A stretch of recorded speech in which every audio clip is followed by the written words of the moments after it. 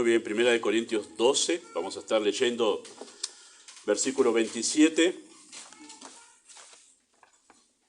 y después versículos 12 y 13. Así que como lo prometido es deuda, cada vez que recibamos miembros nuevos, el tema es membresía, ¿sí? Y hay mucho más en la escritura de membresía de lo que la cristiandad hoy en día conoce. De verdad es así, es lamentable decir eso, pero hay mucho más en la escritura de membresía de lo que hoy se conoce. Y estamos en esa etapa, me parece a mí, de la Iglesia mundialmente hablando, de reconstruir lo que se destruyó en todo el siglo pasado, que es el concepto de membresía, ¿sí? Y una doctrina absolutamente bíblica, y está por todos lados por donde vayamos, pero en el siglo pasado hubo un movimiento que se encargó de destruir toda esa doctrina. Hoy la estamos reconstruyendo, ¿sí? Así que estamos en eso.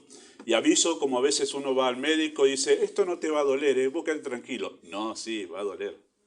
Y esta enseñanza hoy va a doler, ¿sí? Así que aviso de antemano. Pero es bíblica, usted se va a dar cuenta que es bíblica. Dice así, 1 Corintios capítulo 12, verso 27, dice, vosotros pues sois el cuerpo de Cristo y miembros, cada uno en particular. Verso 12 y 13, dice así, porque así como el cuerpo es uno y tiene muchos miembros, pero todos los miembros del cuerpo, siendo muchos, son un solo cuerpo, así también Cristo. Porque por un solo espíritu fuimos todos bautizados en un cuerpo, sean judíos o griegos, sean esclavos o libres, y a todos se nos dio a beber de un mismo espíritu. Oramos. Amado Padre Celestial, en el nombre de Jesús oramos en esta mañana para exponer una verdad que el enemigo se ha encargado de destruir, pero no lo ha logrado, como nunca lo logrará, destruir tu palabra, la cual permanecerá por siempre. Siempre has tenido hombres fieles que han levantado la bandera de la doctrina bíblica, aún a veces quedando solos, y damos gracias por haber levantado hombres en este siglo que se han preocupado una vez más por la verdad bíblica de la membresía, algo tan importante en la Escritura porque está relacionado con la cruz. Así que pedimos, Padre, que hoy abras nuestros corazones, nuestros oídos, y hables más allá de lo que hemos de decir en esta mañana. En el nombre de Jesús. Amén. ¿Es bíblica la membresía o es una invención humana? Todo esto de recibir nuevos miembros, que firmen un libro de actas, que hagan un curso de membresía, ¿esto es bíblico o es una invención humana? ¿Es para todo creyente o solo para algunos creyentes que eligen, bueno, yo pertenezco al grupo que no? ¿Es así? ¿Esto es algo bíblicamente aprobado? ¿Es importante para la vida espiritual o es solo un trámite burocrático? O sea, ¿puedo yo vivir en una buena relación con Dios no siendo miembro de una iglesia local? Porque esto simplemente es un trámite burocrático, es como solemos decir cuando hablamos de las parejas que conviven y no se casan, ¿no? Es un papel nomás, ¿sí? No tiene importancia. ¿Esto es así también? Se suele decir esto, es una firma en un libro de actas, yo puedo vivir bien con el Señor igual. ¿Es así? Bueno, lo que vamos a ver en el texto en esta mañana, lo que Pablo nos enseña nos va a permitir hacer esta afirmación, ¿sí? Esta afirmación, y lo que va a hacer el mensaje es explicar esta declaración.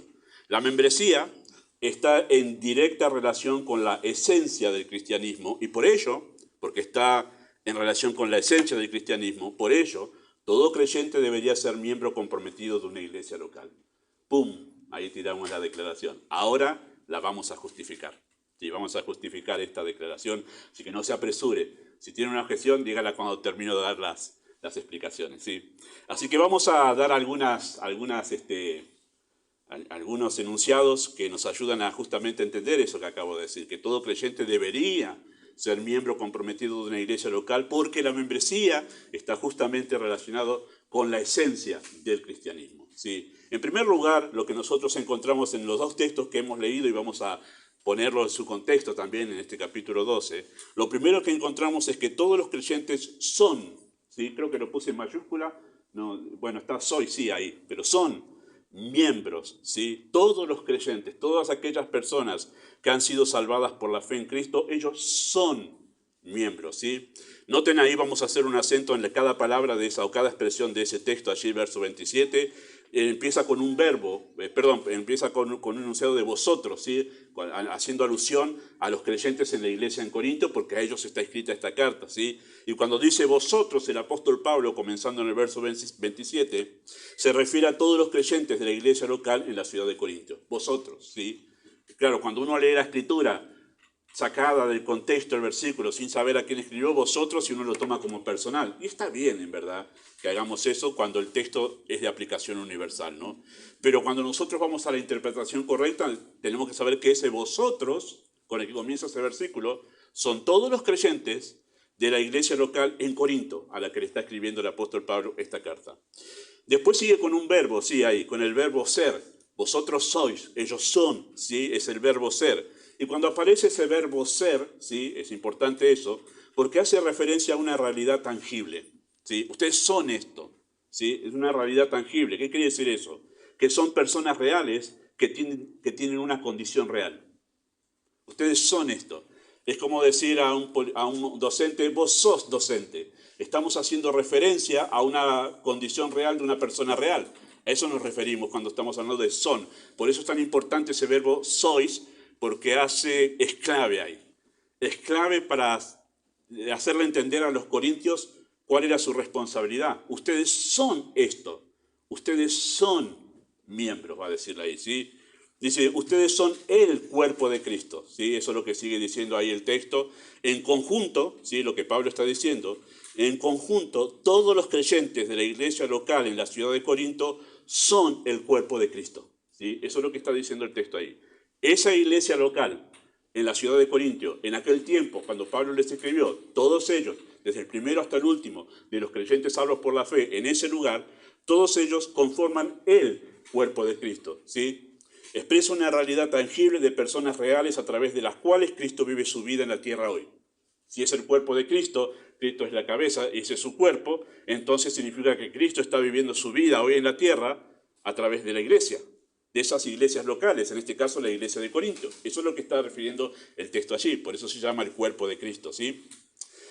Y digo esto porque a veces se dice y se piensa, vamos a mencionarlo seguramente en un momento otra vez, bueno, la iglesia en Lavallol es una parte del cuerpo de Cristo, de ese cuerpo de Cristo enorme que conforman todos los creyentes de todas las edades de la era de la iglesia, ¿sí? Todos en conjunto, todos ellos conformarán y conforman la única iglesia que el Señor ha salvado. Y eso es verdad, a eso se le llama la iglesia universal. En conjunto, todos los creyentes, desde el primer día de Pentecostés hasta el día que venga el Señor, todos ellos conformaremos la iglesia que será presentada en la presencia del Señor y Él la presentará ante el universo celestial. Pero también Pablo está diciendo acá que esa iglesia en la ciudad de Corinto, en ese lugar, en ese tiempo, ellos son el cuerpo de Cristo y no parte del cuerpo de Cristo. Interesante eso, ¿no? No, porque la iglesia de Lavallol es el dedo, la iglesia de Temperley es el brazo, la iglesia... No está todo disociado parte por parte del cuerpo, repartido por todos lados. No, la iglesia local en la ciudad de Corintio es el cuerpo de Cristo. ¿Sí? Eso es lo que está diciendo el texto allí. Así que, en conjunto y en particular ellos son. Después dice, miembros cada uno en particular. Eso es lo otro que dice el versículo 27 allí.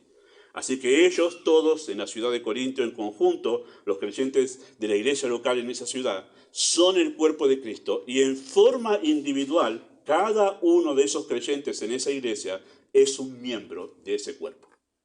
Ahí está la declaración de este texto tan importante para entender lo que es la membresía en la iglesia local, ¿sí? Habla de ellos en conjunto, son el cuerpo, pero habla de ellos en forma individual. Cada uno en forma individual es parte de ese cuerpo y al ser parte de ese cuerpo adquiere la condición de miembro. Y de ahí sacamos nosotros la palabra membresía, que hasta el día de hoy no está dicen que no está en la palabra en el diccionario de la Real Academia, pero es porque es muy propia del cristianismo. Pero sencillamente la palabra membresía hace referencia a la condición de miembro que uno tiene en un lugar. Ya sea en una iglesia, ya sea en un club de fútbol, ya sea en una asociación, la condición de miembro se le llama membresía. Tienes una membresía, sos miembro de tal lugar, ¿sí? Y ahí viene esa expresión, esa palabra membresía, de la palabra miembro. ¿sí? De lo que Pablo dice aquí en esta cosa. ¿Sí? Así que sin distinción, en esa iglesia en Corinto, sin distinción de dones, madurez en la fe, edad, condición social o estado espiritual, sin distinción de eso, todos esos creyentes en la iglesia de Corinto, los cuales Pablo le dice vosotros, ¿sí?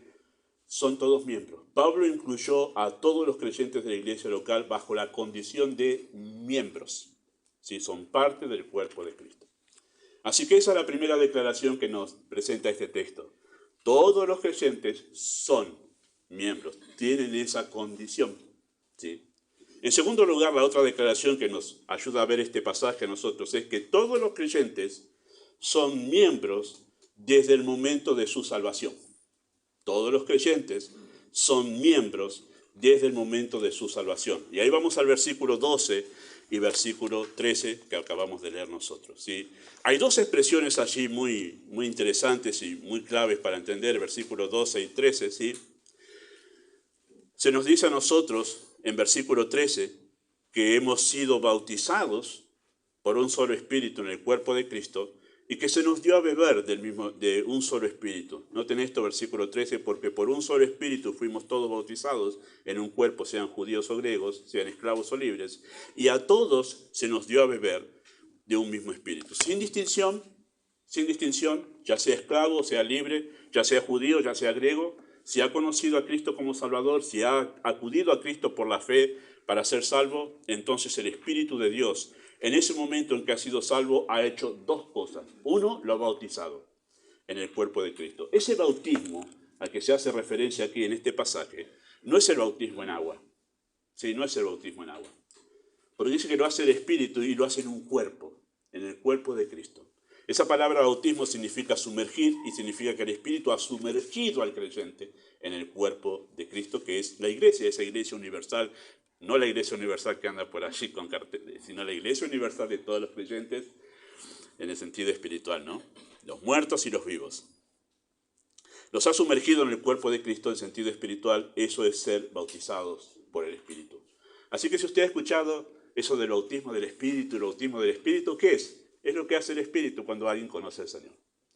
No es empezar a hablar en lenguas, el Espíritu te bautizó y empezás a hablar en lenguas, no.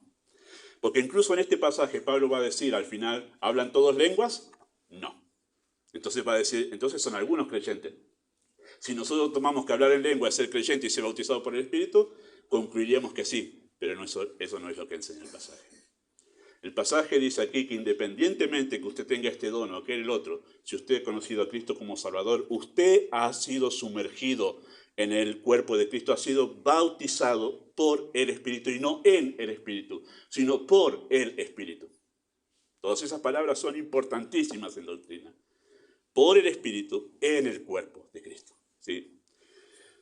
Cristo utiliza el Espíritu para bautizar a los creyentes en su cuerpo. Esa es la idea teológica aquí. Y la otra verdad que enseña este texto es que el Espíritu viene a morar en el creyente de forma permanente. Eso es lo que sucede cuando somos salvados. Ese es el sello del Espíritu de Efesios capítulo 1. Somos sellados por el Espíritu, significa que Él viene a morar en el mismo momento que somos salvos de forma permanente. No se va nunca. Nunca se va el Espíritu del creyente, de aquel que ha sido salvado, ¿sí? Y eso es beber del Espíritu. A todos se nos dio a beber. Es una figura que se utiliza en el texto, que Pablo utiliza para decir tomamos algo y es parte de nosotros, parte del cuerpo. Bueno, esa es la idea acá. El Espíritu viene a morar permanentemente con nosotros. Así que las dos cosas que se hablan en este pasaje, las dos cosas hacen referencia al momento de la salvación. Y es interesante que Pablo hace un acento ahí. Y el acento que Pablo hace es que por un solo espíritu fuimos bautizados y se nos dio a beber de un mismo espíritu. Dice, no hay espíritu diferente. Es uno solo. Es uno solo, es una persona. No la dividimos, no podemos dividir una persona. Es el mismo espíritu. Es el mismo espíritu que ha sumergido a los creyentes, a todos los creyentes en el cuerpo, y es el mismo espíritu que todos tenemos. Uno solo, no está dividido por porciones o por partes, ¿no? Eso es lo que Pablo hace un acento allí. Así que, al ser un solo espíritu, los creyentes están unidos entre sí, conformando lo que Efesios llama la unidad del espíritu, Efesios 4, pero a la vez, ¿sí? El espíritu es el espíritu el que une a todos estos creyentes con Cristo.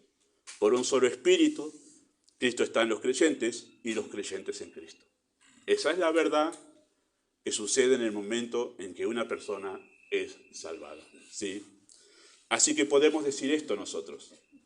Ser salvos es mucho más que conseguir una entrada gratuita al cielo. Y es mucho más que ser librado de la condenación eterna. Esas dos cosas son verdad, pero es mucho más que eso. Ser salvos es adquirir una nueva condición, y es la condición de miembro. Apenas soy salvo, ya adquirí la condición de miembro. Como al mismo momento que soy salvo, adquiero la condición de hijo de Dios, al mismo momento que soy salvo, adquiero la condición de siervo de Cristo, porque ahora Él es mi Señor. Como al mismo momento que soy salvo, ya soy ciudadano de la patria celestial y adquiero la condición de extranjero y peregrino porque ahora pertenezco a la ciudadanía celestial. De la misma manera, al mismo momento que soy salvo, adquiero la condición de miembro. Es lo mismo que todo lo demás, solo que esto nos cuesta reconocer esa condición. Pero la tenemos desde el momento que somos salvos, ¿sí? Y esa condición es que soy parte de un cuerpo. Eso es desde el momento en que soy salvado, eso enseña aquí el texto. Así que la membresía es una condición de por vida. Soy miembro vitalicio del cuerpo de Cristo. Es de por vida. ¿Por qué es de por vida? Porque si eso viene con la salvación, y la salvación no se pierde, muy bien teólogos, no se pierde. Y si es parte de mi condición de ser salvo, y la salvación no se pierde, soy miembro de por vida del cuerpo de Cristo. Nunca se pierde esa condición. De por vida soy miembro del cuerpo de Cristo, ¿sí? Una vez salvos, siempre salvos. Una vez miembro, siempre miembros. Teología bíblica, aplicada en la práctica, ¿sí? Muy bien, muy bien. Muy bien los teólogos. Vamos a hacer una tercera declaración a la luz de lo que el texto está diciendo, ¿sí? Todos los creyentes, por ser miembros del cuerpo de Cristo, tienen obligaciones con el cuerpo. Oh, y ahí vino la parte, hasta ahora estaba bien, pastor. Pero acá esto de obligaciones, no quiero saber nada. Bueno, todos los creyentes, por ser miembros del cuerpo de Cristo, tienen obligaciones con el cuerpo. Y eso es lo que Pablo va a enseñar del verso 18 al 26. No lo vamos a leer ahora. Usted lo puede leer en casa, es un pasaje extenso. Pero hay un énfasis de Pablo allí, y en todo el capítulo en realidad hay un énfasis del apóstol Pablo, en decirnos a nosotros la soberanía de Dios gobernando el cuerpo y diseñando el cuerpo. Hay dos expresiones, una está en el versículo 18, donde Pablo dice que Dios ha colocado los miembros, cada uno de ellos, en el cuerpo como Él quiso. Y ese como Él quiso es Dios ha ordenado el cuerpo, la iglesia. Dios la ha diseñado, ¿sí? Y ha colocado Dios los miembros. ¿Quiénes son los miembros? Los creyentes salvados. Los creyentes salvados los ha colocado Él en el miembro, como Él quiso, ¿sí? Es en el cuerpo de Cristo. Y la otra expresión está en versículos 24 y 25, que yo las ordené aquí en la proyección. Dios ordenó el cuerpo para que los miembros se preocupen los unos por los otros. Y en ese tramo entre versículo 18 y versículo 24 y 25 está esa analogía que Pablo hace con el cuerpo humano y con el cuerpo espiritual de Cristo, ¿no? Pablo afirma esta verdad para enseñar que los dones no fueron dados para el uso personal, en primer lugar. A la luz de esto, no fueron dados para el uso personal, ni tampoco para ser administrados según el criterio subjetivo. El criterio subjetivo significa esto en palabras del uso coloquial, como se nos ocurra. Sencillamente eso significa. O sea, Dios no les dio los dones.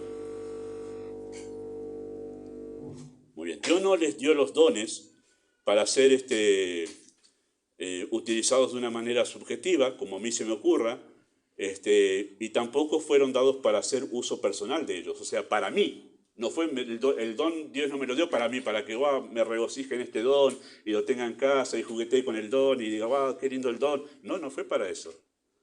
Esa capacidad que ahora vamos a mencionar en un momento fue dada por Dios al creyente en el momento que lo ha salvado para colocarlo en el cuerpo para beneficio del cuerpo, ¿sí? Y lo ha colocado y le ha dado un don de acuerdo a su soberanía para que pueda ser de beneficio en el cuerpo de Cristo, ¿sí? Y Dios ha ordenado todo eso.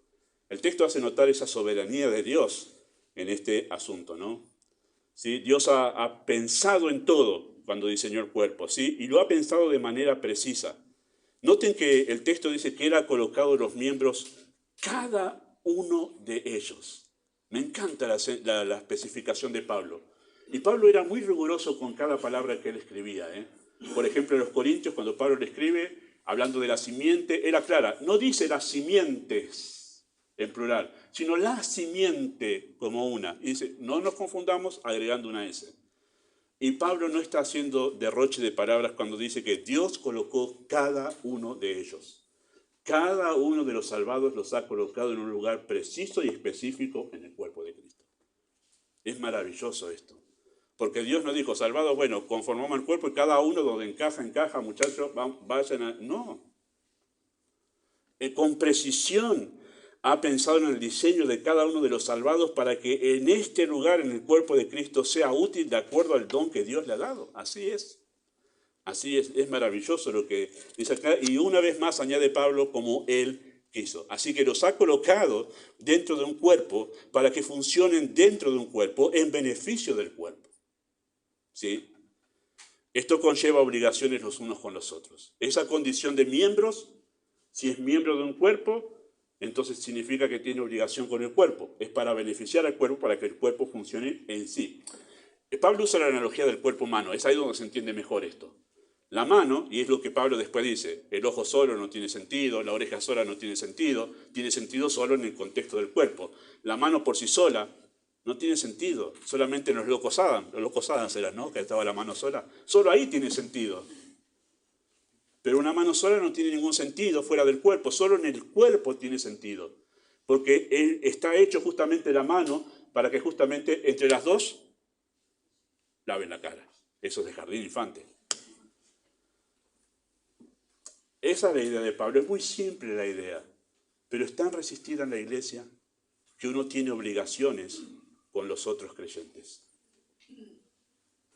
Una vez salvado, tú no solamente tienes la entrada abierta al cielo por la eternidad con el Señor y has sido librado de la condenación, sino que a la vez que has sido salvado, te has convertido en un miembro de un cuerpo. Y no existe ningún salvado que no sea parte del cuerpo. No hay ninguno. Porque a todos los ha puesto en el cuerpo. No hay manera. Al ser miembro, yo tengo obligaciones por ser un miembro con el resto del cuerpo. Imagínese usted que la mano le cobra vida por sí sola, como a veces se dice, mi mano se mueve por sí sola. No, está respondiendo a las órdenes de la cabeza para poder beneficiar al cuerpo. En un momento se apoya así, es para que el cuerpo realmente no se termine cayendo. Tiene sentido y funciona en relación al cuerpo. No sé qué más ilustraciones usar para hacer entender que usted tiene y yo tengo obligaciones los unos con los otros por ser creyente y ser miembro del cuerpo. Y usted me dirá, pastor, pero yo no firmé el librito. No importa, esto no tiene que ver con el libro. Es por ser creyente que usted tiene obligaciones con los demás creyentes. Usted no puede decir, no, hasta que yo no estoy esperando, ahí voy a tener... No, usted ya tiene obligaciones con otros creyentes por ser salvo nada más. Por ser salvado por la fe.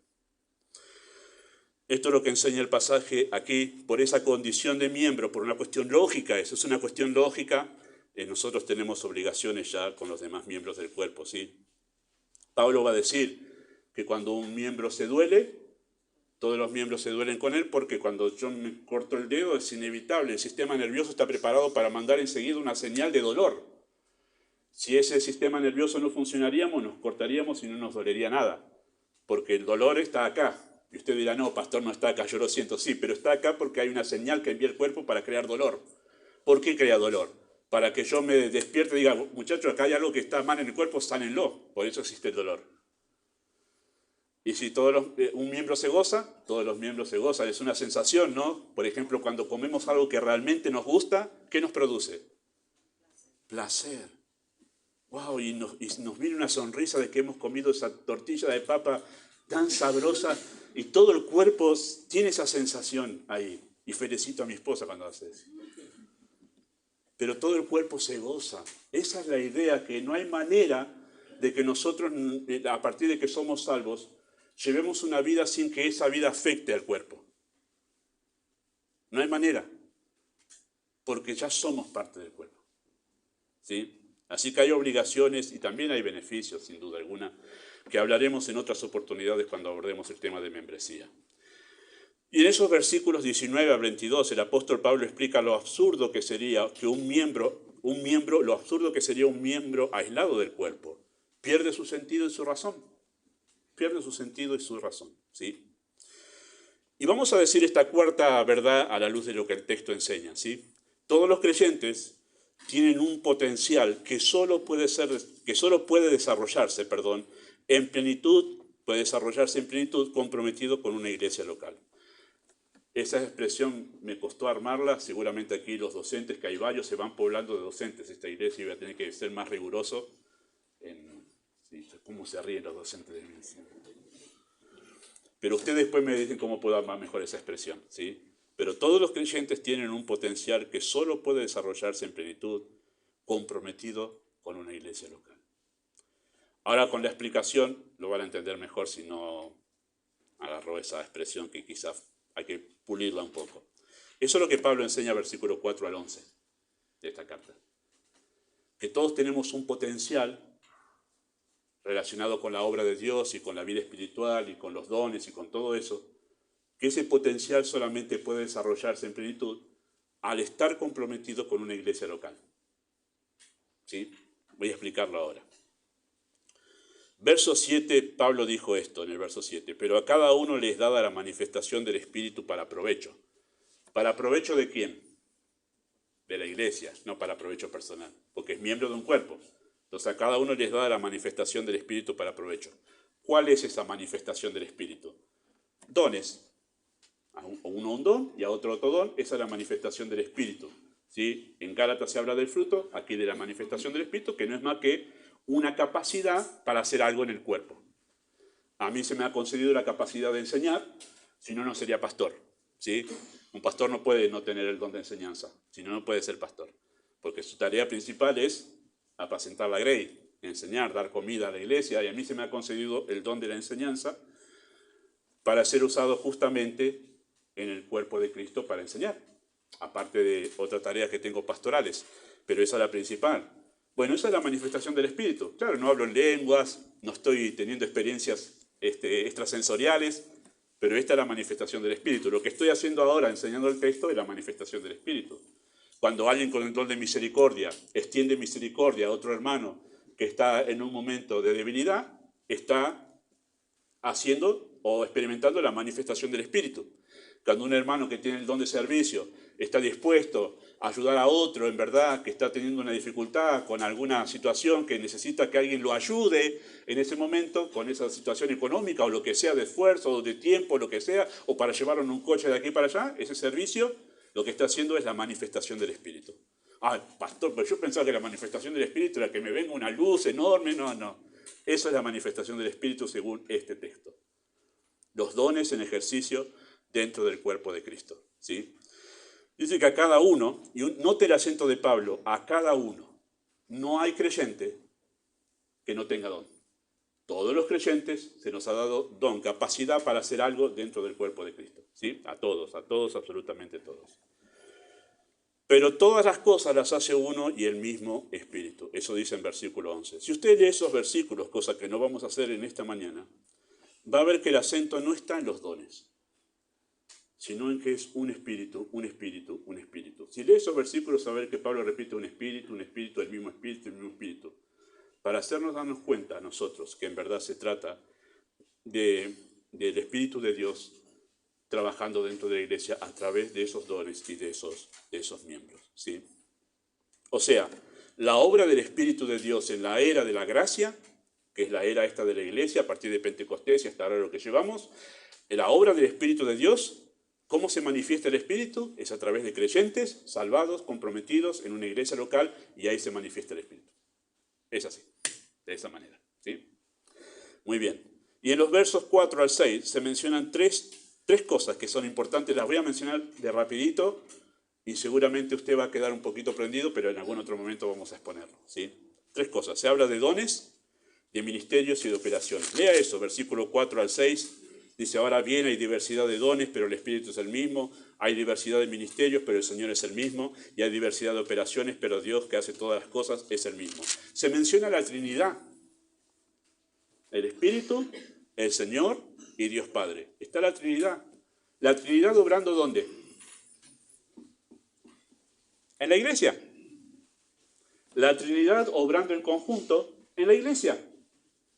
Y menciona 3 cosas: dones, ministerios y operaciones. Interesante eso, ¿sí?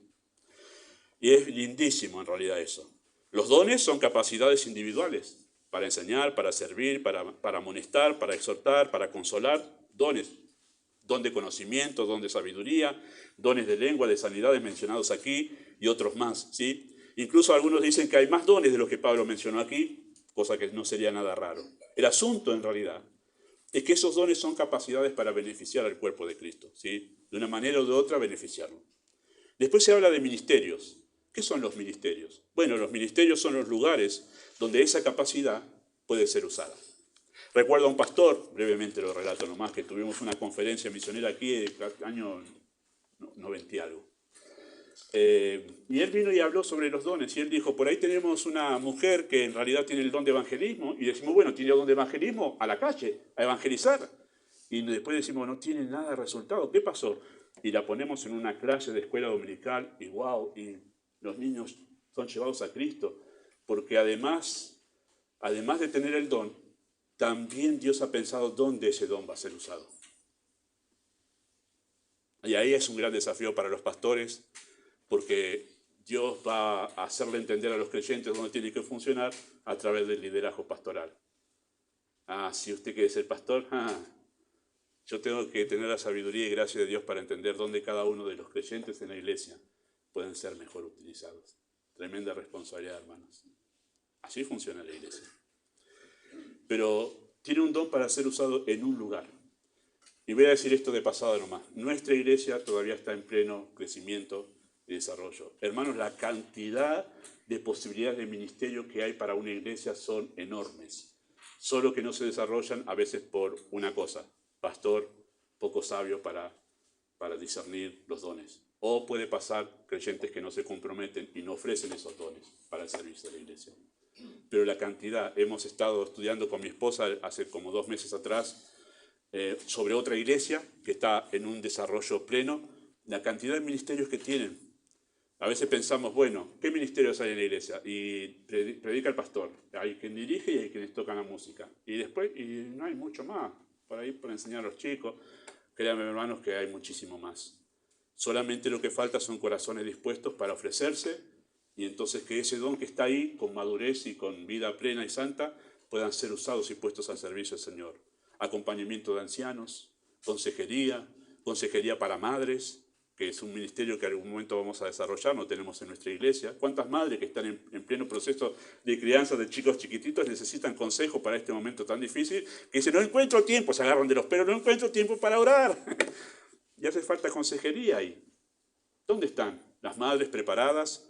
Como dice Tito II, ancianas preparadas para ayudar a esas hermanas a sobrellevar esa etapa tan difícil donde tanta exigencia tienen de los chicos que requieren mucho de los padres y se me acabó el tiempo. Son ministerios que vendrían muy bien. ¿Dónde están los hombres que podrían acompañar a los ancianos, tener un ministerio con ellos para poder acompañarlos en esa etapa tan difícil de la vejez, donde ya ha pasado toda la vida? Un montón de cosas. Ministerios con los niños que se ha desarrollado tanto, con los jóvenes y adolescentes, todo eso. Pero ¿qué hace falta para todo eso? Corazones dispuestos, porque los dones ya los ha dado Dios. No hace falta dones, ya los ha dado Dios. Lo que hace falta es corazones dispuestos. ¿Sí? Así que todo ese potencial justamente está dado por el Señor y lo han hecho de una manera precisa. Dones, capacidad, ministerios, lugares donde eso es usado y operaciones. Y es interesante que la palabra que se utiliza allí en el griego nos hace entender el alcance que esos dones tendrán.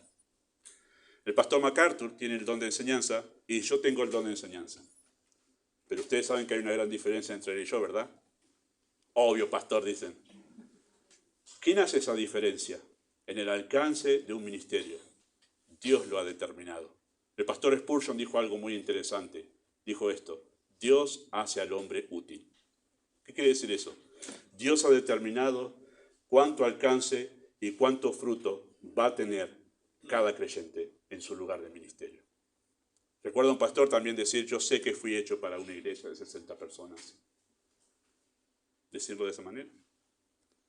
Y quizás sí, muy probablemente sea así, porque Dios ha determinado, ha creado cada espacio para que ese espacio sea lleno por una persona capacitada con un don que va a alcanzar solamente ese espacio. El pastor Spurgeon, enseñando también sobre el tema de los dones, él ha dicho claramente acerca de que es muy probable que esté aquella persona capacitada por el Señor, que le ha dado una mente que constantemente están fluyendo pensamientos e ideas, y después hay otros a quienes no ha capacitado con una mente tan dinámica y tan vivaz, pero la ha capacitado con esa mente que realmente tiene algunas limitaciones, porque simplemente el espacio donde va a trabajar es aquí, en este lugar, y no necesita una mente más grande para eso. Interesante lo que dice. Dios es sabio para eso. En el día de Cristo, Dios va a decir, bien, buen siervo y fiel, aquel que ha trabajado en ese pequeño hueco que Dios ha dejado diseñado para él, como aquel que ha tenido un impacto mundial. Y a los dos les dirá, bien, buen siervo y fiel. Tremendo, ¿no? Así que Dios determina también el alcance que ese don tendrá dentro del cuerpo de Cristo, ¿sí? Así que todo el potencial de utilidad del creyente está en dependencia de la intervención soberana de Dios. Todo ese potencial es administrado por el Espíritu. El Espíritu crea la unidad en un cuerpo y obra todas esas cosas dentro del cuerpo. El Espíritu está aquí, en el cuerpo de Cristo. Todo lo que se habla del Espíritu está acá, en el contexto de este cuerpo de Cristo, donde Él sumerge a todos los creyentes. ¿Cómo podemos pensar que podemos tener utilidad fuera de una iglesia local? No, yo me he dado cuenta que mi utilidad al Señor es haciendo obra beneficencia, no hace falta que esté en la iglesia, porque acá es mi lugar. Muy bien si usted quiere hacer beneficencia fuera de la iglesia, nadie se lo prohíbe y es elogiable, pero eso no suplanta su responsabilidad con la iglesia local. No, porque aquí está el Espíritu obrando en el cuerpo de Cristo, no fuera, no fuera. Y ese fue el engaño del siglo pasado, haber sacado a todos los creyentes al mundo, desparramados por todos lados, sin compromiso con la iglesia local. Pero eso no es lo que enseña este texto, como muchos otros en la Escritura, ¿sí? Vamos a hablar después por qué eso es importante así, ¿no? No hay tiempo hoy para hablarlo. Sí, la deducción lógica entonces a la luz de esto es que todo el potencial que el creyente tiene para desarrollar en beneficio de la obra de Dios puede ser usado efectivamente por el Espíritu en el contexto de una iglesia local. Benditos los creyentes que desde el primer momento que se convierten en el Señor se entregan por entero a la iglesia de Cristo y uno los ve que crecen y dicen, ¡wow! Y ha pasado así. Sin embargo, en el sentido inverso, los creyentes tardíos en todo esto tardan en crecer. Y siempre están luchando con lo mismo, porque no crecen. Y parte de eso es ese compromiso con la iglesia. Compromiso con la iglesia. Nuestra naturaleza de miembros conlleva la idea de que nuestro hábitat es en una iglesia, ¿sí? Es en una iglesia local. ¿Por qué en una iglesia local? ¿Por qué en una iglesia local? Bueno, porque Pablo no ve una diferencia entre la iglesia universal y la iglesia local. ¿Sí? Hay personas que dicen, no, yo pertenezco a la iglesia universal del Señor, todos unidos en el mundo, todos los creyentes unidos, yo pertenezco a esa iglesia, no pertenezco a la iglesia local porque eso es humano, ahí es de hombres, está llena de errores, la iglesia universal es perfecta, ahí pertenezco yo. Y andan vagando de iglesia en iglesia, ¿no? Son creyentes nómades, están un tiempo acá, están un tiempo allá, están un tiempo en la otra, claro, sin compromiso con nadie, sin rendir cuenta a nadie. Es una vida cristiana muy fácil, ¿no? Tremendo eso. Pero es interesante eso, ¿no? Es interesante. Pablo no ve diferencia entre una iglesia universal y una iglesia local. Él habla de forma intercambiada en un mismo pasaje de las dos iglesias. Porque en el verso 13 se refiere a la iglesia universal, el cuerpo espiritual de Cristo, y en el verso 27 se refiere al grupo de creyentes de la iglesia local en la ciudad de Corinto. No ve diferencia. Habla de forma intercambiada de las dos cosas. ¿Por qué hace eso? Bueno, porque la iglesia local es el reflejo de la iglesia universal. Eso es lo que ve Pablo aquí. Y por eso es que nosotros hablamos de membresía, porque somos miembros del cuerpo espiritual y nosotros hacemos real eso al comprometernos con una iglesia local, ¿sí? Son la misma iglesia, solamente que en aspectos diferentes. No hay diferencia en eso, ¿sí? Y es nuestro hábitat. Ese es nuestro hábitat, donde nosotros nos desarrollamos mejor. Uso esa idea que está tan de moda hoy en día con todo esto de los animales. Todos hemos visto cómo un león es tan diferente en la selva que cuando lo vemos en el zoológico. En el zoológico está así, y uno le hace así, está así aburridísimo el león. No está en su hábitat, pero lo lanza en la selva y ¡wow! Ve todo el potencial del león ahí, ¡wow! Rugiendo el rey de la selva. Pero en el león es un pichoncito nomás, un pajarito encerrado en una jaula. No está en su hábitat. Recuerdo que cuando éramos chicos tuvimos 2 perros. Uno era un Fox Terrier chiquitito, o de la raza, del tipo de ese, muy chiquitito, pero muy mecha corta. Enseguida nos defendía a mi hermano y a mí de nuestros vecinos que intentaban, jugando nomás, nos intentaban atacar y el perro sacando enseguida. Era una cosita así, pero bravo. Después tuvimos un perdicero, ¿te acordás, papá, no? Lo trajo. Ese, ¿saben cuál es el perdicero, no? Ese perro grandote, largo, flaco, con orejas largas así, o así, con grande, que camina todo así. Y nosotros le pusimos el Chavo por las orejas largas, éramos chicos. Y duró poco en casa. ¿Y saben por qué? Porque fue un perro hecho para el campo, para cazar perdices. Por eso perdicero. Pero duró poco, porque no paraba de estar quieto. Y la casa de mis padres no era tan grande como para un perro así. Entonces saltaba por todos lados, no saltaba encima, llegó a ser grandote. ¿Qué precisaba ese perro? Un campo. Y ahí lo llevó papá a un campo. Porque es un perro hecho para el campo. El creyente ha sido hecho para vivir en comunidad en una iglesia local. Ese es su hábitat. Fuera de ese hábitat, el creyente pierde sentido y razón. Y se siente como, ¿qué sentido tiene el cristianismo para mí? Claro, no estás en tu hábitat, por eso no le ves sentido al cristianismo. Un ave fue hecha para surcar los cielos, un león fue hecho para vivir en la selva, un pingüino fue hecho para vivir en las zonas heladas, una hormiga fue hecha para vivir bajo tierra. La naturaleza de las cosas determina su hábitat. Y nuestra naturaleza es ser miembros del cuerpo de Cristo, ese es nuestro hábitat. Conclusiones para esta enseñanza en esta mañana.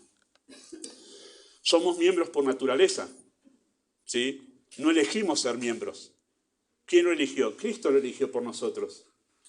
No elegimos ser miembros, ya lo eligió Dios cuando nos formó como creyentes, así que somos miembros por naturaleza. No existe el creyente que no sea miembro. Lo que sí elegimos nosotros es si queremos vivir de acuerdo a esa realidad. Eso es lo que elegimos nosotros.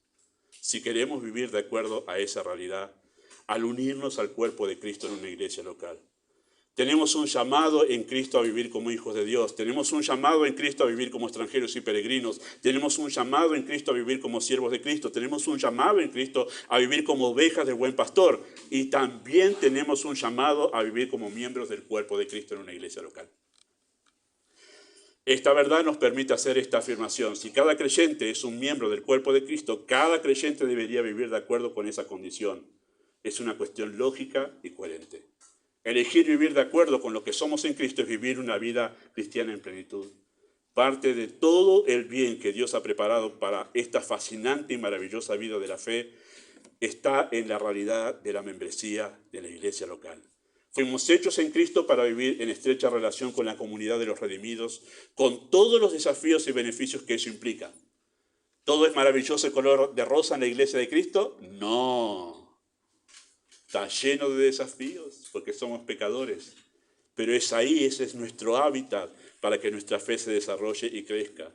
Lamentablemente, no son pocos los creyentes que saben del gozo de la vida cristiana porque han elegido la tranquilidad de no tener que lidiar con los roces que implican la interacción con otros pecadores. Claro, yo no soy miembro, pero en casa estoy tranquilo. Tranquilísimo, sí, usted está tranquilo, pero fuera de la voluntad de Dios.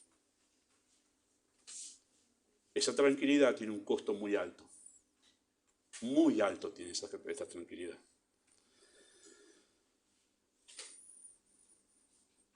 Y están dispuestos a pagar un precio alto de permanecer en inmadurez y sin gozo en la fe. Bueno, estos son argumentos bíblicos de por qué hoy recibimos 2 miembros, que no es un trámite burocrático, es algo bíblico. Amado Dios, tú eres poderoso y sabio para hablar a través de esta enseñanza más allá de lo que hemos dicho en esta mañana. Úsala y habla más. Incluso aquellos que no te conocen aquí, quizás puedan mirar la salvación de una manera un poco más amplia y ser atraídos por ti, Padre, a esta vida maravillosa en comunidad, en la comunidad de la fe. Pedimos tu bendición en nombre de Jesús.